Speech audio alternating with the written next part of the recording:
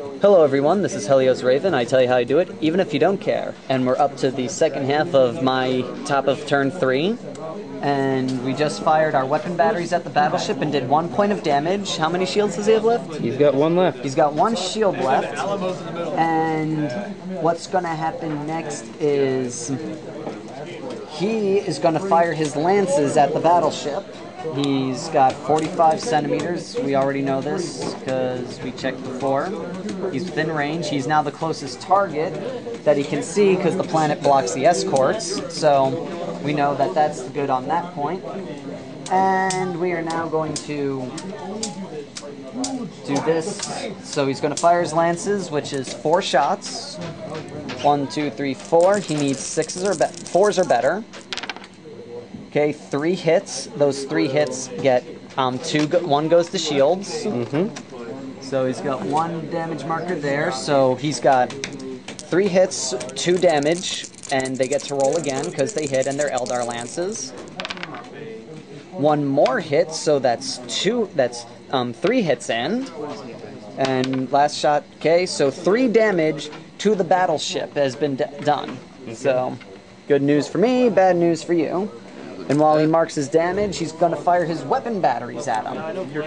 The weapon batteries is, again, he's got 2 shifts over, 1 for being more than 30 centimeters away, 1 for shooting through blast markers. He's got a total of... Where is it? Okay, he's got a total of 8, and counting up, so 8. Firing at a capital ship that's closing, 2 over, 3 dice. Okay, nothing, but I forgot to roll the criticals on those. How many were they? 3. You have 3 3s. So I need on 6s. I do critical damage to that ship. For every point of damage done to a ship, you roll to see if you do a critical. You roll 1 die for each point. If you get a 6, that's critical, and you roll on that crazy chart, and bad stuff happens usually. No criticals were dealt this turn. Hooray for me. That one. And I forgot to reload his No, wait, did I reload his ordnance? I think you did. Well, yes. Yeah, he did. He did ordnance, yes. Okay, and that is it for that ordnance phase. First, the torpedoes move through, since they're going to move through the dust cloud again. Oh god, roll a 6. Rolls 4, so now, even though he's moving through 2 blast markers, it's only 1 roll that's made for the entire thing. And they move their 30 centimeters. So they end up just past my dude.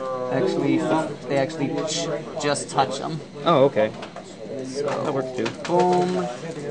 And boom. Now that's a total of 12 missiles. Now Phil gets to roll his defensive turrets to try and blow them up. You have how many defensive turrets? Fortunately, the capital ship has 5 turrets. Okay, so he has 5. He needs 6s to hit them because they're Eldar torpedoes instead of the 4, 5, or 6. And based on statistics and how I roll, I should kill none of them.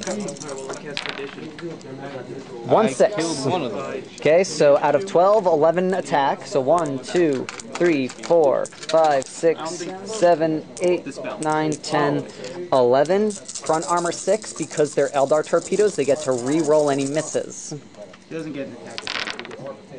Okay, 1, 2, 3 hits. Re-roll the rest. 2 more hits. Okay, so 1, 2, 3, 4, 5, 6. So basically, 5 hit him, 6 go past him. So that's 5 more damage dealt to him. I already marked that down. And I roll these d6 to see if I perform any critical attacks on him. I do. I do 2. 2 critical tables. Now what happens is I roll on the critical chart to see if I perform any damage. So the first critical hit, I rolled a total of 3, 4, 5, which is no damage is dealt, but his POW armament damage. The ship's POW armament may not fire until it is repaired. Now, the important thing is with POW ships is that actually doesn't take any weapons away, but it does take away my 6 plus front armor. It's now only a 5. Really? Yep. I never told you that, did I? Nope. And now for the I'm other a bad player catastrophic, that lies sometimes. for 5, Same thing. So he has 2 results of the same one, and he has to repair both of them before he can get his get rid of those. Oh, wait. If a critical roll is rolled and cannot be applied, apply the next highest critical instead. Or actually, it technically can't apply it again because you only blow it up once. Yep. So technically, he just did end room damage, which is an additional point of damage. Okay, so 1 point of damage, and the ship may not make any turns until the damage is repaired. Oh, looks like we're going to fly straight ahead. Yep, right into the nebula. And you should have done this. Okay, so those missiles go by, and now these missiles. Oh god. This might actually be end of my cavalry ship before it actually did anything. It may not, because it doesn't actually touch you, the ship. But it flies through the clouds. It's still there. Okay. And it is now time for our second move phase, which is flump, flump, flump, flump. They should be where, yep, their sun edge is still just on the line. So they get to move their maximum, and they're going to go straight into the asteroid field. Now, because they enter the asteroid field, I have to mark first, see how many of them that actually get into it.